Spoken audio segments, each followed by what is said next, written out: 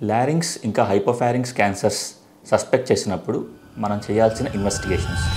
మొట్టమొదటిది ఒక flexible laryngoscopy, అంటే ఒక చిన్న వైర్ లాంటి ఒక ఎండోస్కోప్ పేషెంట్ ముక్కులో నుంచి ఇన్సర్ట్ చేసి గొంతులోకి వెళ్ళి లారింగ్స్ ఇంకా హైపోఫారింగ్స్ని మొత్తం ఎగ్జామిన్ చేస్తాం. ఎగ్జామిన్ చేసిన తర్వాత ట్యూమర్ లాగా ఎక్కడైతే ఉందో అక్కడ నుండి ఒక చిన్న ముక్క పరీక్ష చేస్తాం. ముక్క పరీక్ష ఎందుకంటే క్యాన్సర్ నిర్ధారించడానికి. దీని తర్వాత ఒక సిటీ స్కాన్.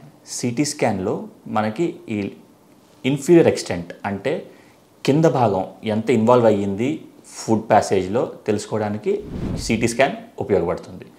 దాని తర్వాత పెట్ స్కాన్.